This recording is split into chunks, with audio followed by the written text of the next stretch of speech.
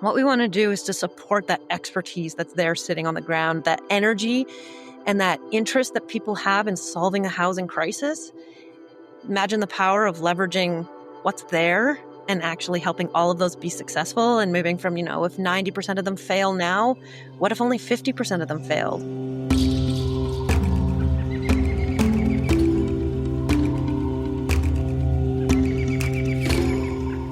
Welcome to the Regenerative Real Estate Podcast, a show about human environments and how they can be used as a force for good.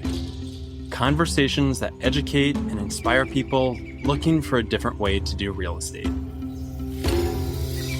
I'm Neal Collins, and on this episode, I'm joined by housing innovator Wendy Reid Fairhurst of Reclaim to talk about her pioneering community-led development approach that creates affordable homes and neighborhoods.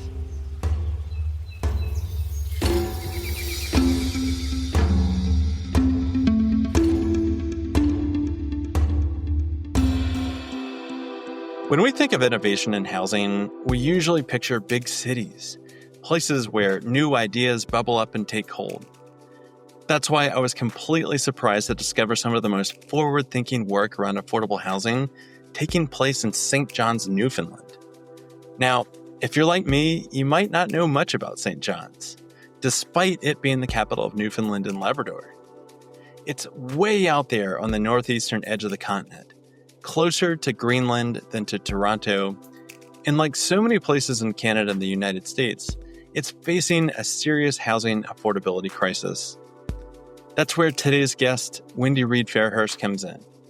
Wendy's an architect turned community builder who, after struggling as a de facto single parent when her partner would have to leave for long stretches for work, decided to do something radically different. What started as a personal quest for co-housing turned into a much bigger mission: to pioneer a model called community-led development.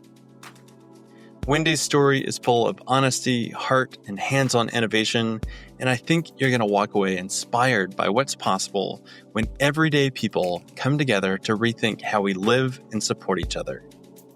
If you're new to the show, go ahead and hit subscribe. And if you've been enjoying these conversations, a quick rating and review would mean the world to me. With that, let's jump into it with Wendy Reid Fairhurst of Reclaim.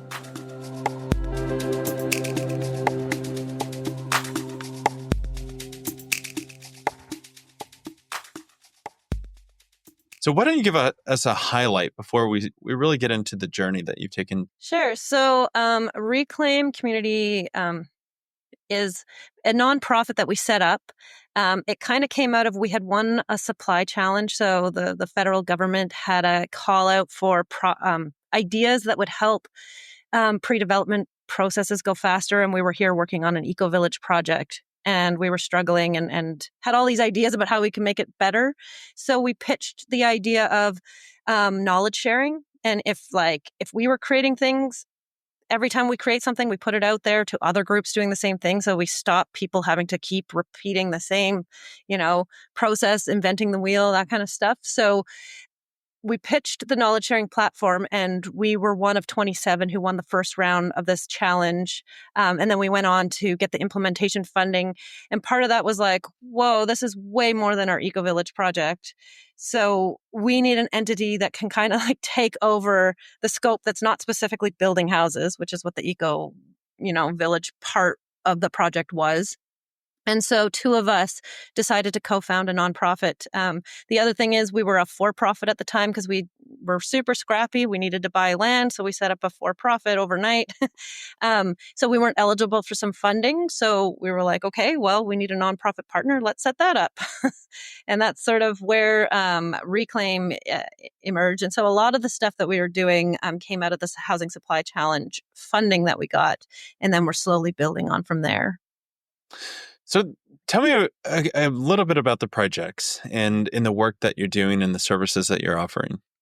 The bulk of our projects to date have been, I work at Reclaim, but I get paid to work on Killick because before I was just working on Killick Eco Village, just for free, basically. And then I was like, well, I can't keep doing this forever because, we need to eat. So we figured out a way if I could work for Reclaim and be like the citizen, so I'm hired citizen developer of Killick, then I could pay myself to keep working on my passion project, which is to set up a 51 unit mixed income, super innovative eco village, and the first one of its kind in Newfoundland. That took up a lot of my time at Reclaim, but at the same time, there was a couple other people with some great ideas that came in. So we've got sometimes 3, sometimes 4 of us working on Reclaim. We've got a knowledge sharing platform that all of the stuff that we created to create Killick Eco Village goes on there. It's all licensed to the Creative Commons, so it's free to use. And then the whole idea is building up this peer-to-peer support network. So as we've got value and people can come to this toolkit, the idea of the Creative Commons is you use this stuff for free. You can modify it as long as you just say who the authors are, and then you are obligated to put it back into it. So we're starting to build up this whole bank of knowledge, basically. And at the same time, we're all joining this network that if I've got a problem out in Newfoundland, I can say, oh man, my municipality is being, really slow. What did other groups do? I'll be able to have other people come on and say, oh, well, out here in British Columbia, this is what we did. And, after that, processes were streamlined, things like that. So that became a piece. So we have a community manager for that now. And so the whole idea is building up that, because the more people who are involved in this network, the more content it gets, the more value it brings to people, the more support you can get. That's kind of that idea. And then we have another person who's more working on the innovation side. So we've been thinking, if we can't get financing through the government, how can we use systems that are in place? She used to work in marketing and partnerships with big companies. They've got lots of social impact allocated funds. Could we set that up to be like a financing stream for community-led housing with the goal of, I've got a community-led housing project. I just get to go and fill out the application form for a mortgage like you do with a house. And I don't have to rely on hitting the timelines of the government. We applied for a financing stream that was only 3 months. You had to be construction ready in 3 months. And then if you didn't get that because you weren't construction ready enough, you wait 1 year and then it opens again for 3 months, which is not the way that you do housing development. It's not going to help the community-led housing sector become like the key role that it can do, and it is doing in the UK. So that's kind of her role is, okay, how do we take Reclaim and use it to really bump up the community-led housing sector? That's incredible. More of an open source model. I know from firsthand experience trying to put together a community-led effort and housing development organization that you've got capacity building, you've got fundraising, you've got so many different things that you're trying to advance at one time with a board of people that have no experience within the industry and not a lot of resources or people that you can call upon, especially not funding sources, just to plug into effortlessly. So it's a really interesting approach that you've taken to get there. Now, Wendy, I want to back up because I'm curious. I saw you started your career at Stantec, a global design and construction and consulting firm. It seems like it's a far cry from a community-led housing organization and being innovative with the solutions. What originally got you interested in housing? Actually, I didn't start off in Stantec. I got acquired. I was a part of a small little up and coming architecture firm that got acquired by Stantec. So it wasn't a choice, but it was a great opportunity to learn a different culture. What is it like to work in a small firm as opposed to a big global thing? And just perhaps getting to know a little bit more how to speak the language of larger corporations. I think that was a valuable piece of that. I left there because it was just really hard to manage being a mom and working. And I had a lot of people in Newfoundland have a spouse that works away long periods of time. So he might be gone for 3 months. So I was basically single parenting for that time and trying to meet these targets. You've got optimization numbers you've got to meet with a big multinational, and just trying to be present for my kids too. So I started my own firm. Basically, it was called Reclaim Design Studio. So there's obviously a transition there. And I was just doing projects that I thought were meaningful. I did some art where I was collecting waste tiles and turning them into big wall mosaics. Basically, it's a lot of stuff that has to do with using our resources better, using our land better. And I met up with an architect. He had moved here from Montreal. Fresh Fruit Architecture was his company's name. And we just started doing projects together. He was this old hippie from the 70s that had these amazing ideas. He was working in Southern Florida when all this great stuff was happening down there about systems thinking. And so I kind of went on his journey to be like, okay, what are really cool, weird things we can work on? And one of them was a community-led project in our downtown to how to take an entire block of old buildings and turn them into like an arts and innovation hub, and housing was a piece of that. And at the same time, I'm here at home still trying to manage being a single mom part of the time and recognizing that I have a half acre that I turned into a full food forest. I've got a single family detached home and I'm miserable. Like, something's got to give. I followed all the steps to this dream and it's not working for me. And I had a professor when I was doing my undergrad, which was in environmental design, who took us on a tour of a little micro co-housing project that he had worked on, where 3 old ladies had bought a house in a really fancy neighborhood, but were able to do full straw bale and the masonry stove and all the coolest things in sustainable architecture. And that model kind of stuck. So when I was feeling this pressure of trying to manage everything, getting out there mowing the lawn by the the lawn that we had left, even harvesting food. My neighbor used to come and harvest food and give me half of it and take half of it because I couldn't keep up with everything. Then the model of co-housing started coming up, and I started talking to my friends about it. And I was like, you're feeling these same things too? Imagine if we could do this. Now, that was 2014 that I started these conversations. My kids are a lot older now, which I probably couldn't have pulled it off then when they were so young. But I think having the conversations with people and just recognizing we've got probably the best set of skills to make this project happen, we're going to have to figure out how to make it happen because otherwise it will never happen here.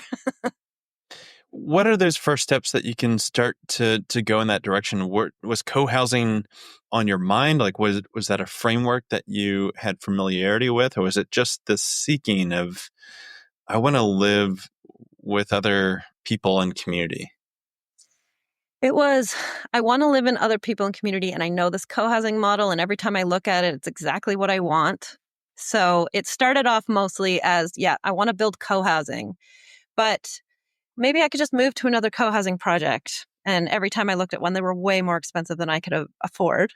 So then I was like, okay, well, we can build it ourselves. And I've got architects and I've got people around me. So we started doing up a feasibility. I think we got a small grant to do a feasibility study. And at the end of that, I was like, I still will never be able to afford co-housing in the model that's created, like the model that we've been following, the condo model. I just can't make it affordable for me.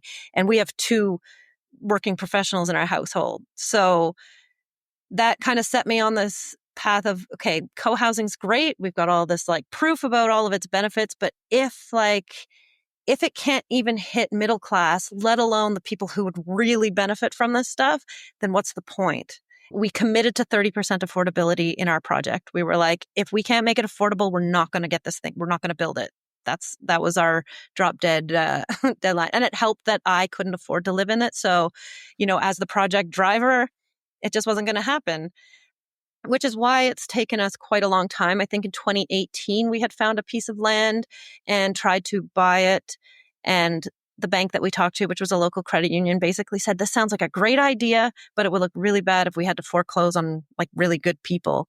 And I started thinking, okay, if this is the mentality we're in, and we weren't even talking housing crisis at that time, it was just houses were starting to get more and more expensive. I was like, we've got to figure this out. So I ended up, our local university, they piloted a project. It's an MBA program, but it's specific to social enterprise and entrepreneurship. I really had no interest in business whatsoever. I'm that model of business. I was basically business department, nope. And then I talked to one of the professors there, and she talked me through what social enterprise was and social entrepreneurship. And they had a lot of bursaries for that program that year because it was the pilot year. So I took that and it was life-changing. I mean, all of a sudden I started having this language I could go and talk to the bank. And I was like, well, actually, here's the actual risks that you're talking about, not these theoretical risks of just, your personal opinion. I was able to model financial models and project them out 40 years. That was not things that I had in my toolbox. So that kind of set me on that trajectory of okay, we're starting to figure something out and we can actually be innovative in our tenure model, whereas we couldn't before because we didn't know anything other than rental or condo and co-op. But none of those fit what people wanted out of the project. We had a mixed income group to begin with, and there was, a lot of different needs.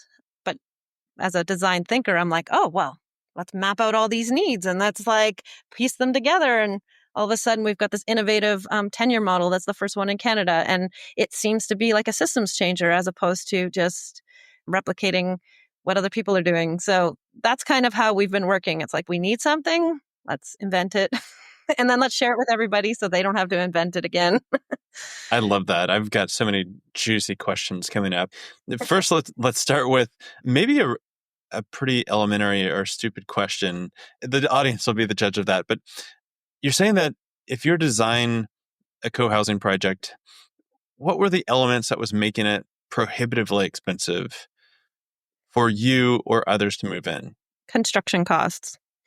Like, you couldn't make the houses small enough to make construction costs work out and be a decent price. Well, I mean, related to incomes, obviously, like our incomes weren't going up the same as construction costs were. And of course, this was just before COVID. So after COVID, everything went worse. But it was the whole model of self-funding a co-housing project that I couldn't run the numbers and make them in the range that I could afford. And if we did a mixed income model, it would have meant that people coming in at market rates had to pay exorbitantly high market rates in order to achieve the affordable ones. And at the same time, I don't know if you know of Rocky Corner was a co-housing project. And it's like the only one I know of. It was in the middle of construction and they went bankrupt. And when I looked at that, because of course you're like, okay, whoa, I got to understand what happened there. They had a grant from the government for like, I don't know, it was 2 million. It was a significant portion of their construction budget. And it limited what they could sell. I can't remember the specific numbers, but there was a good portion of the units had to be restricted to a certain price. And then during construction, when they ran into some unknowns, they had to, there was some problem with the water system they wanted to do, and they had to like put a whole treatment plant in. And then I think they hit bedrock where they didn't expect it. And every delay, I had read something like it was costing them $50,000 a month for every delay at that point. And they could only raise the money on a small portion of the houses. And at one point, like the bank was just like, you can't recoup the cost. Like people aren't going to be paying this much for the houses. And so they ended up calling in the bankruptcy. And to me, it was just an eye opener that, it's really hard to make things affordable. But we can't really put it on just a few people in the project to make it affordable. Like that's why we had to rethink the thing from the beginning. We basically at some point were like, okay, we're going to have to throw out this condo model. We can't split these costs in any kind of even way and allow me to live there, but also people with lower incomes than myself. Yeah, I think the thing that really sticks out for me, and this is parroted by other architects and developers that are really trying to drive towards an affordable, or not even affordable, let's call it an attainable home price, is that just designing smaller and building smaller is no longer the silver bullet solution, that there's further innovative thinking that needs to happen. I've also seen co-housing projects where they'll start lobbing off some of the core design features of like, let's get rid of the common house. Let's get rid of these other amenities that may seem frivolous, but are kind of the core principles that bring a project together to shave cost. But what I have not really heard too much about that I find fascinating is that you're saying we needed to go further than for sale, condominium, or rental, or even a cooperative. Like what other models are there that you found as a viable path to say, let's stand on this stone to see if it's solid ground?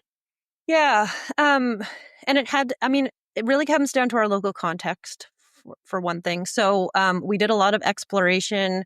What if you networked it? So the Mietshauser Syndicate in Germany, they support projects, but then when they're completed, every unit pays like $6 a month or something into a collective fund. And then, so now you've got some starting funding that helps augment.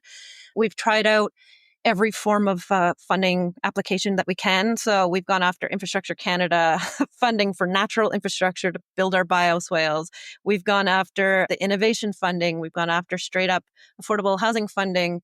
So we looked at all of those things to see which ones would still let us be eligible. So the condos were not eligible for most of those programs. So that was another strike against that. Co-ops were, but the business model of the co-op, the nonprofit co-op, which we had to have here, our legislation does not allow equity co-ops. We had to be a nonprofit.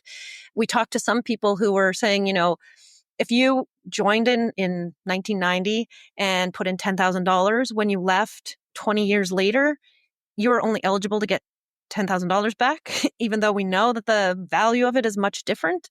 And so there were some silly little controls like that basically you get stuck in the trap of you're lucky if you get into a co-op and you've got the really low fees, but you're stuck there. Like your ability to be in the market does not grow as the market grows. And so if you don't like where you live or you don't fit anymore, you don't have the option. So one of the big things that was important to us, and especially since we had some people who had like pretty decent homes that they were going to sell to move in here and they had a lot of asset, was still keeping housing as a savings tool.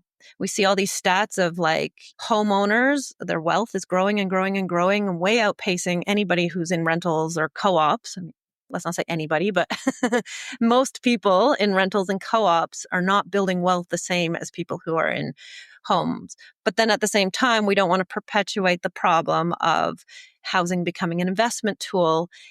And there's also risk. I mean, we've been in a day where housing prices have been going up a lot, but people risk losing a lot of money too with the housing market. So we wanted something that was non-market, but would give you a return on your investment. And so what we did, we set up as a co-op, a nonprofit co-op, and it's based on Lilacs model based in the UK called the Mutual Home Ownership Society. They use the term equity, but we had to use the term debt. That changed everything. So we have a debt agreement with people that every month, so they have a down payment they put in up front, and then every month a portion of their monthly fee is a loan to the organization. So this thing grows. When it hits the amount or the value of the house that they're living in, and that's set when they come in, they stop having to pay that and their monthly fee drops down to just, our operational budget amount that's shared equally across all the homes. And when they leave, we're owing them back that total amount plus interest. And a very modest interest. I think we're tying it to the income index. So it's between like 1% and 5%, but it's not nothing. And it's meant to keep up with inflation. So at least you're getting the value out. So it's mimicking the same thing that, you put your money in your mortgage, but you get it back at the very end. It's mimicking that same thing, but it's a lot safer. And it's done within the co-op model, which makes us eligible for a lot of the funding that's out there. How many years does that take to pay back? Well, so the monthly fee is actually based on income. And so copying the Lilac model, we're modeling it right now at 35% of net income, which is below what our national organization, CMHC, the Canada Mortgage and Housing Corporation, sets the definition of affordability at no more than 30% of your gross income. So we just wanted people to understand let's just talk about what you've got at the end of the day, your net income. 35% of that is a fee to the organization.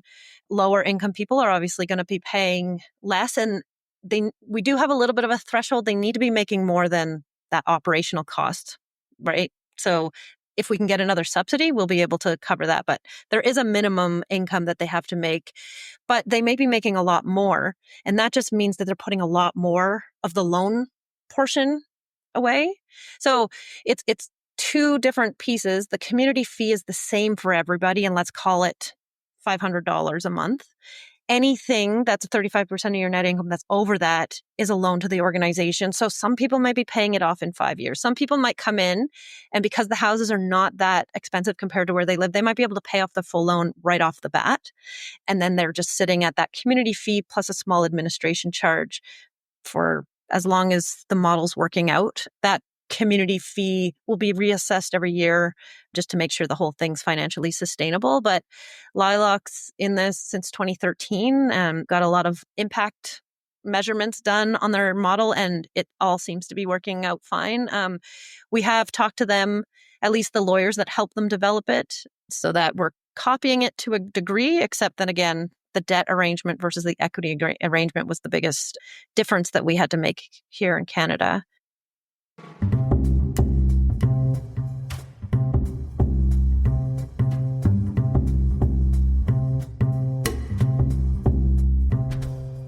This episode is brought to you by Hamlet Capital, an exciting new endeavor I founded to invest in the future of thriving communities. If you're developing an agri-hood or conservation community, you know how complex these projects can be. From land acquisition and master planning to entitlements and securing investment capital, there's a fine line between a stalled-out vision and a thriving built reality. That's where Hamlet Capital comes in. We provide development, advisory, and investment solutions that align financial returns with environmental and social impact, helping bring projects to life in a way that's both financially viable and deeply impactful. So if you're working on a project and need guidance or capital, or if you're looking to invest at the intersection between real estate and regenerative agriculture, reach out and let's build something lasting together. Visit us at hamlet.capital.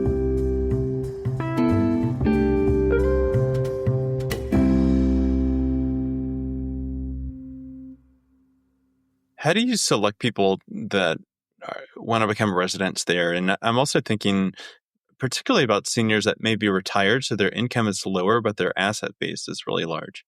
Yeah, well, and we're still figuring out some of the details like that, but we do have people, like we have retirees with a lot of assets involved in the project, and they've been wondering, they're like, people aren't involved wanting to get as much as they can out of this thing. They're like, how do we make this work and make it feel fair for everybody? What we're asking people is that if up front there's a minimum down payment, but if they can make more, that's a benefit to the project. That helps us move faster because that's our community investment piece. That's the piece that we're showing the government that we don't need 100% subsidy to make this thing affordable. We have people who can invest in this thing. And we've got the mechanism already in there with that loan piece, so it doesn't have to be complicated. So right now, I mean, we've got a couple households who are in at 100,000. They're probably going to keep it in when we move in. So we're going to have more than just the minimum, which right now, like during development, we're putting at about 15,000. With anybody who has issues raising that, we've got a whole channel of like, okay, special conditions. We're also talking to a provincial government and hoping that we'll be able to have 16 of the units, some kind of subsidy on them. Maybe that down payment gets covered by the subsidy, and then they start from where they are when they move in. So just starting to raise that loan when they move in, and that can float around. So when they leave, the subsidy goes back into the little central program for the next person coming in. I'm curious, could a for-profit developer take this model, or do you have to be a nonprofit in order to make it work? I'm pretty agnostic. I think as long it's just about the regulations and the financing, and so we're a nonprofit because that's where all of the affordable housing funding is, and because we're new, we've got a little bit to prove. So getting the commercial loans, they might be high because it might seem the higher risk, and we've got a couple co-op funds that are out right now. If those close up and there's no funding for nonprofits, I could see it working that way. I mean, you'd set it up as any social enterprise. You just want to make sure you've got this nice set of bylaws that control your impact and all the things that you would do as a responsible for-profit. But I'm much more of like, these are the means to the ends. What's the ends that you want to go? What's the constraints you've got? And what's the mechanism you need to use for that specific purpose? Because it can work for community land trusts. It can probably work for equity co-ops too. Wendy, I can feel the gears turning in my brain about 1,000,000 miles an hour. Do you have any resources that you can recommend people that are in a similar spot of like, I just need to see this mapped out? Do you have anything like that? Yeah, and we're working on more, but we do have a few explainer videos. If you go to the reclaim-cdo.ca website, that's going to be the best place to go. And if it's not there, just email us and say, where's this resource? Because we've got a lot of stuff that's sitting in our computers and in our brains, and we need to get it out. And so knowing what people are looking for, we do have a CLH toolkit, and a lot of the things we created, like our bylaws, are available through there. But right now we've got a fund to take this whole MHOS model, which is the Mutual Home Ownership Society, the MHOS model, and make it into a package. So that package should be available on our website at some point where you can just download the package. You've got templates for all the legal agreements. You've got the bylaws that we had to create specific to our local context. We even share, like, if we've written a funding application, we'll say, like, this one was successful, this one wasn't. And that's that whole CLH toolkit that we were trying to do of knowledge sharing. So it sounds like you borrowed this from the UK. You're using it in Canada. Do you see this as a replicable structure that organizations, no matter what country of origin they're in, it can use that for a project? Yeah, that's the idea. I mean, if we create this package and it's suitable to Canada, we've still got to play it out in different provinces. Like Canada and the US have a lot of similarities that I don't think it would be a problem to take this. It may be the first one in the States has to pay a little bit more for legal fees, then they can share it back. Then the next person will have less to pay. We've saved them a little bit of work, but it's not going to be like super streamlined until we get this thing kind of rolling out bigger scale for sure. And we're planning on running some education courses for it too. And then we created a booklet that's available on our website right now. The idea is whatever you can do yourself, giving people the tools to do it. So they don't have to reinvent these workshops. They can look at the workshop. I think it's 95 pages of all the different workshops we used to get us to our concept design consented project. And then as we go, we just keep adding more. Yeah, what an invaluable resource that people can tap into. And I want to go deeper on these terms that you're using, because you're talking about community-led housing. And I think a term that is a little bit more popular, at least in the circles that I've been running in, is community-oriented housing. And I say that of like people wanting to really reference co-housing or pocket neighborhoods or new urbanist design principles of really having community at the center. But that is a very different thing than what I am referencing in my mind of community-led housing. Can you talk a little bit more around what you mean by community-led housing and what that approach looks like? Yeah, for sure. So yeah, I mean, community-oriented is definitely a philosophy. Community-led is how does it happen? I'm borrowing heavily from the successes that I see in the UK right now. That seems to be the place where they've gone from a really slow growth in co-housing like we had in Canada to like this explosion. And they've got like hundreds of projects. And it all came down to the community land trusts, the co-ops, the co-housing groups, and the custom builders, actually the self-builders is what they call it there. They combined together to create the community-led housing partnership, and they were able to attract, I saw a number at £233 million as of 2022, and I think I just heard that they've gotten another bunch of funding. And the only reason they were able to do that is because they combined these different like specific ways of building. But in all of them, it was at the root of like there's a citizen developer or multiple citizen developers on the ground who've got the local knowledge and they're driving these projects. And it can still have developers involved. It can have all sorts of different things. But the root is that it's a community-led project. They're the drivers of it. So that's kind of what we really grabbed onto when we started Reclaim. We were like, what we want to do is to support that expertise that's there sitting on the ground, that energy and that interest that people have in solving the housing crisis. Imagine the power of leveraging what's there and actually helping all of those be successful and moving from, if 90% of them fail now, what if only 50% of them failed?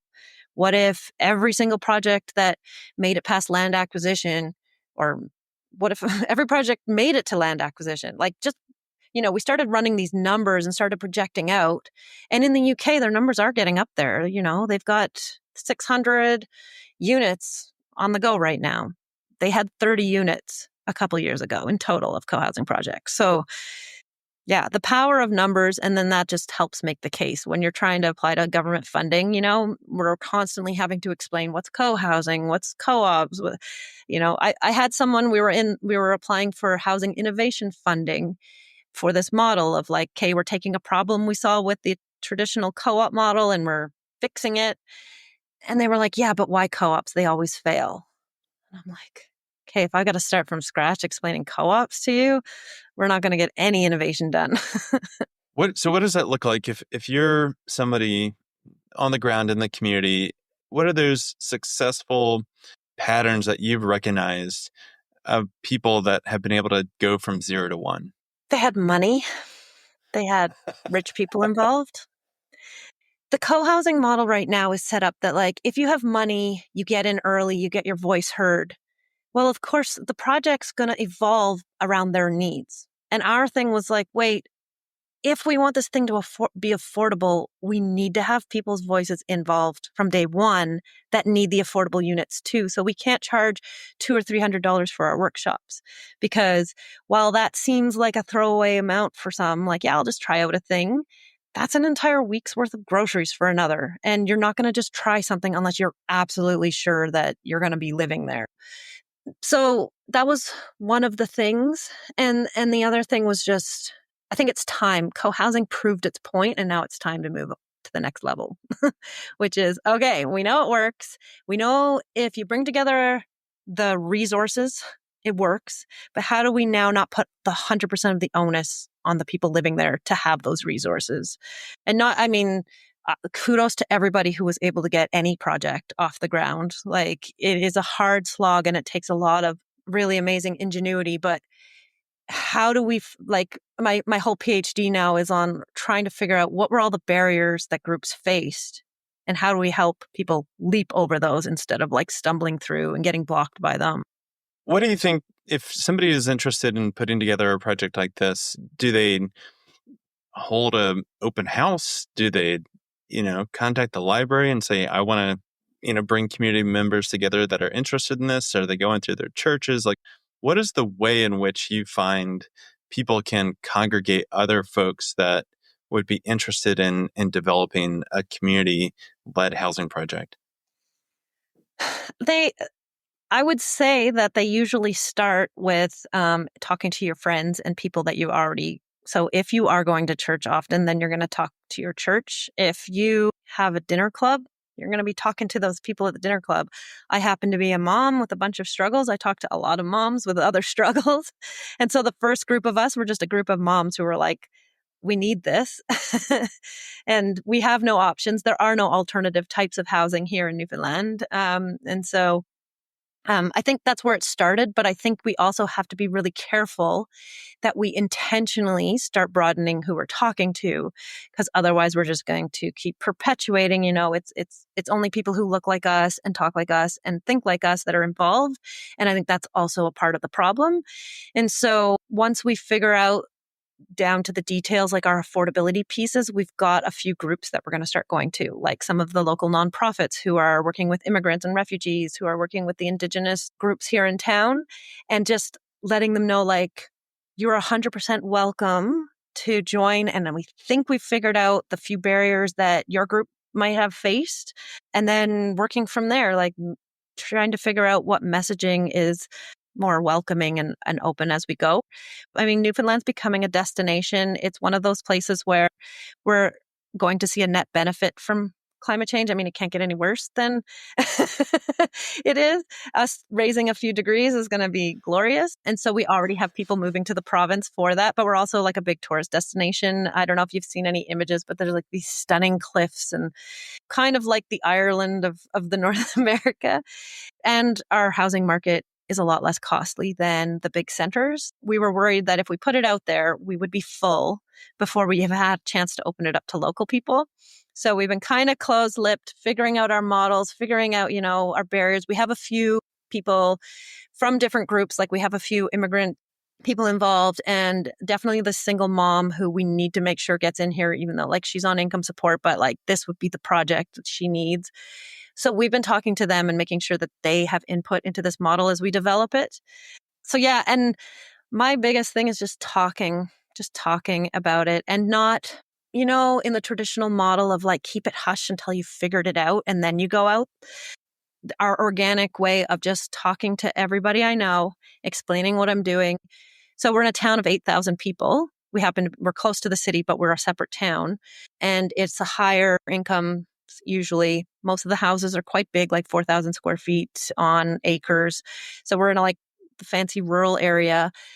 It is well known around here for not wanting a lot of development, especially projects like ours. Well, like you would have thought ours is until you explain it to them. So when we bought this we went to every neighbor along the road and explained, here's what we're doing. Here's the reasons why we're doing it. Here's how many units. We're going to do a land walk. We're going to show you where we're putting things. If you've got needs that, you want to make sure that you've told us, here's our email address. And I mean, it took us 2 years, but we had no pushback. We were able to create our whole new eco-village zone. So all the 58 acres got rezoned as eco-village because other than that, like I think a duplex was the most dense that you could build, and it had to be on a single lot and it had to be on a municipal road. So there was no planned unit development, discretionary use on any of the zones that we had. So the 2 years was just because we don't have a lot of capacity. The province takes a long time to do anything. But it was because we just kept talking to people that we ended up having 27 letters of support, which the town never received any letters of support. I mean, we can also rally, so that's good. Wendy, tell me more about this eco-village zone and how you got that passed and what it's going to look like. So we have 58 acres. There's a small piece that's up near the road on our municipal road. And then it goes back to like a little lake, really. We call it a pond, but in Newfoundland, you have to be really big to be called a lake. So it would be a lake elsewhere. You can go paddle boarding on it and swimming. And we've got this view of the ocean, like it's glorious. But what we're doing is we did the participatory workshop where everybody came to the land and had a map. And basically we're like, this is a special area. We could develop here. I don't mind the trees getting lost here. I don't want any of the trees knocked here. This is the access routes we want. So everybody kind of mapped it out.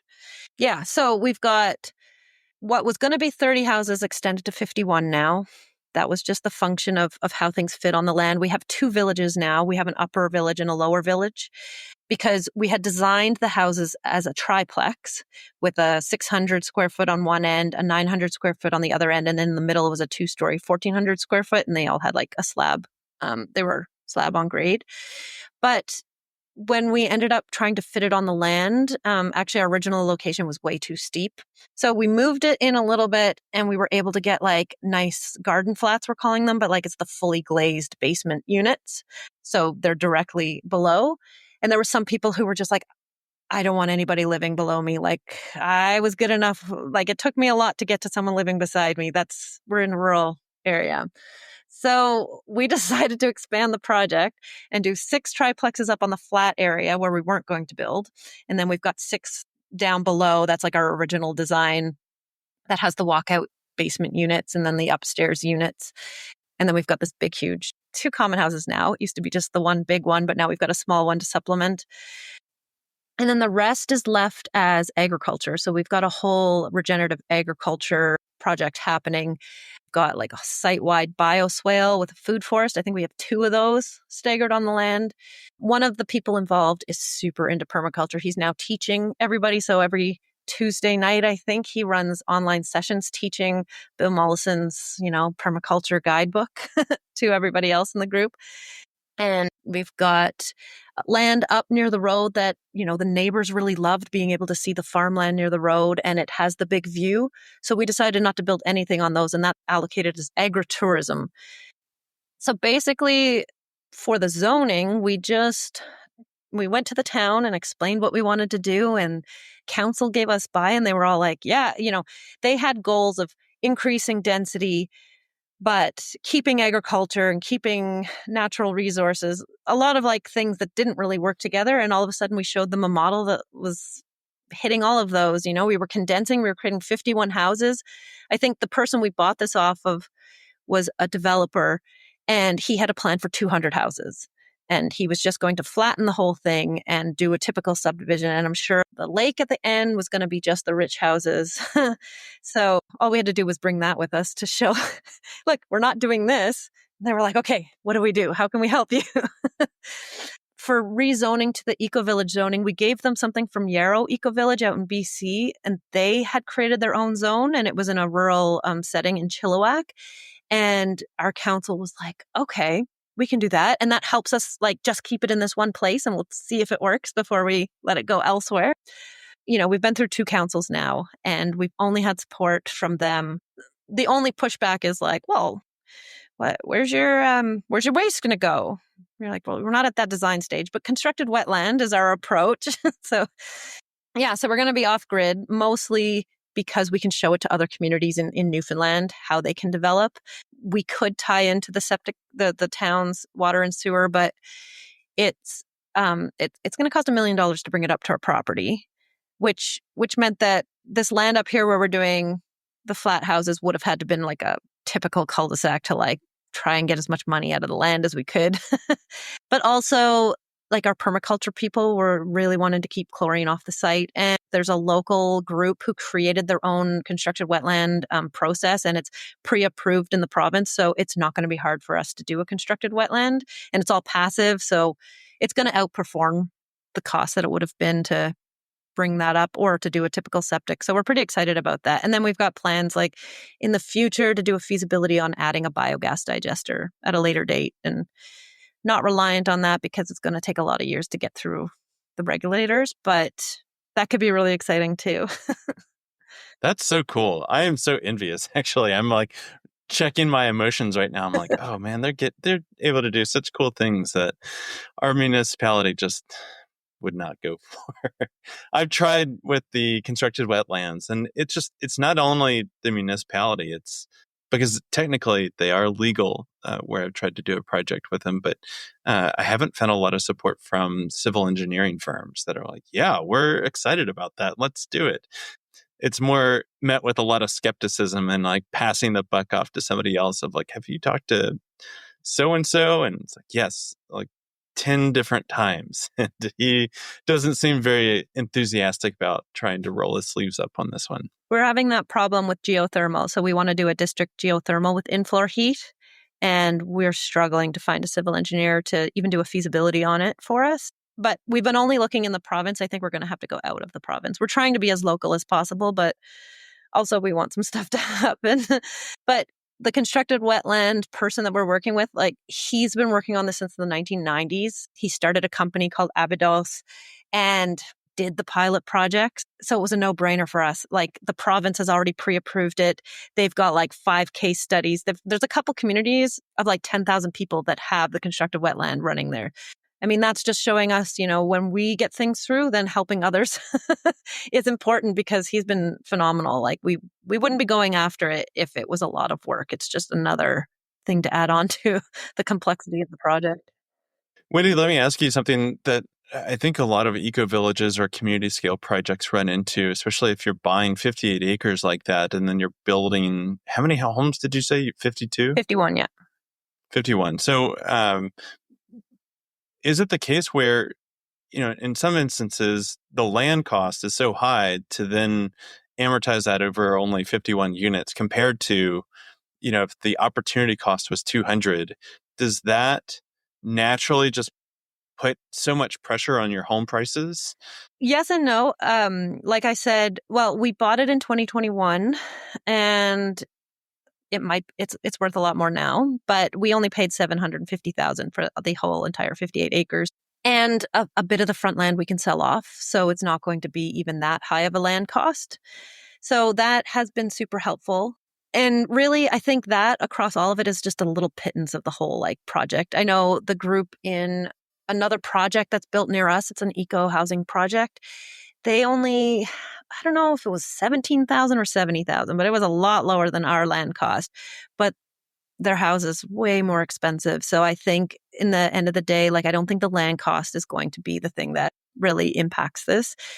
The other thing is the whole back of the land was zoned agriculture, and it would have been like, Buddy thought he was going to do 200 houses, but it would have been impossible to get the town to change their mind on that. So it wasn't priced as 58 acres of developable land. It was, the 9 front acres are fairly developable. The middle part is too, but then there's wetlands on it. There's steep cliffs on it. We've got a lot of rolling terrain. So it wasn't like we were buying 58 acres of prime land, but it worked for our purposes. Yeah. Okay. That makes a little bit more sense. And so that's fascinating. With this eco village, it's going to be the same structure of, I guess it's like the prices match your income level. And do people actually have kind of a head scratching pushback or confusion around that? Because it's such a radically different approach of like your house costs this amount of money, or rather than like, it's variable. When you sign up, the house has a value, we'll get it appraised, and you're signing on and giving us a loan for that amount. So that makes sense, and that matches what you would do. The way that you pay it off is based on what you can afford. Okay. People are like, yeah, okay, that makes sense. And there's a down payment. Most people are used to having to pay a down payment, but it's going to be 7 to 10% of the total value of the house. So that's similar to like what mortgages require. And we're manipulating that, like we're still modeling what we can get away with. It depends on how much government finance we can get at really low rates, or if we're going after commercial financing. But everybody's kind of like, okay, all of this makes sense. And then the only big thing is your monthly fee is going to be set for the year based on your income. Granted, we've got to figure out the retirement piece, if that even changes. But here's the thing. So we worked our way through this over a number of years. Like it kept growing, it kept evolving. We were not going to be a co-op at once. In fact, we had someone in our group who were like, if this is a co-op, I'm out. And we'd been saying to people, no, it's co-housing, not a co-op. And then we did a year long of like the whole decision-making matrix of like, here's our options, scratching this one off, here's some pros, and we came to the end and we were like, it just has to be a co-op. Like this is what works here. And so we did a consent round, and that person was like, listen, I understand the affordability piece. This seems to make sense. I'm still not into it, but sure, I'm not going to block consent. Anyways, last November, we were explaining more intricacies of it because we've evolved it, and we kind of know what we're expecting from people. And the same person came up to me and was like, I am really starting to like this project. And he's one of the ones with the higher incomes who, like, he sold his huge house for $2 million. And he's like, I'm really starting to see how this is beneficial for other people, but also for me in my retirement. Like this is starting to match my life, which was great because to have that kind of feedback from someone, like that you wouldn't expect. You think that they were just like, a condo is the way that you make money. I've done this all my life. But he's like, no, I've worked through this. I've got it into my head. It's taken a couple of years, but so I've got to get him now pitching the project to people in his same sort of demographic. What do you think that reluctance was? Was it more of the market of this is a store of wealth, or was it around the cooperative governance and decision making, or something that I'm not even thinking of? I think it has to do with like co-ops are for hippies. Co-ops and unions go together. I don't like unions, like that kind of thinking, like that like just knowing some of the issues they have, which is valid, but not knowing the benefits that they have probably. It's just not that well known here. We're the first housing co-op to incorporate in the province since 1992, I believe. In 92 is when the federal government slashed funding. So up until then, there was a free load of money for co-ops to develop. So no one's really tried it since then. And how do you make it work in the modern economy? So fascinating. Wendy, we could just go on for hours like this. And I do feel like I need to actually just like walk the land and get that intimate experience of what you're talking about. Where are you in terms of getting the project off the ground and people moved in and things like that? Well, so we've just submitted our development permits to the town, our application for development permits. I think that's going to take a while, a lot longer than anybody listening probably would anticipate. What does that mean? Like 12 months, 24 months, something like that? Well, like we're already past zoning. So it's going to be a year of permitting, which, anyways, it is what it is. So planning on that. There is a funding that we anticipate coming out in the fall. And so we're going to try and be really ready for that. If we get that, it's going to be, a spring start for construction. And they're not complex, so it won't take us. It'll probably like at most a year and a half to build. And we're probably going to do it in 2 phases. So the upper village will be done before the lower village is complete. So we'll have people moving in. That's where we're at right now with the schedule. I'm going to start talking to other sources other than just this one government fund, because there's going to be a million, like co-ops have been waiting since 1992 for funding.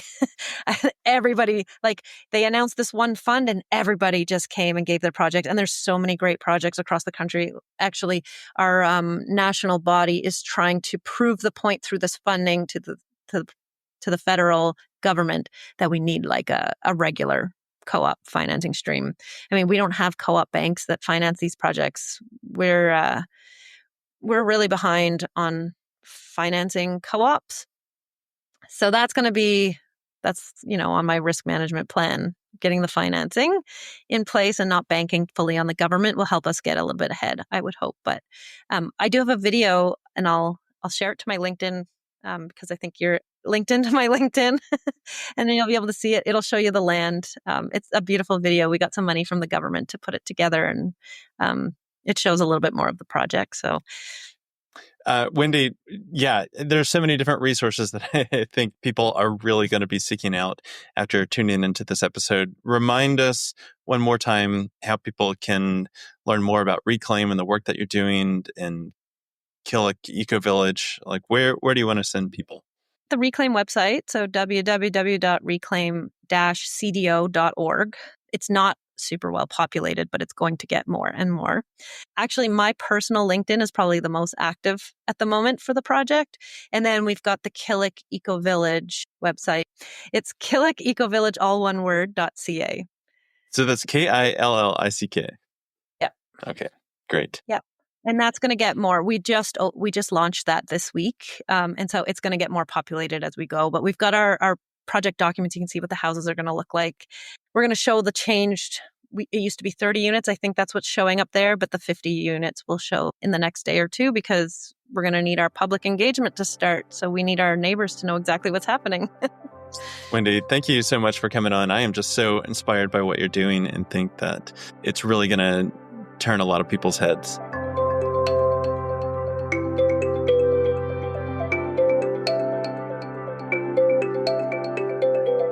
That is a wrap on today's episode, but I don't want this to be a one-way conversation. I'd love to hear about the projects and ideas you're working on.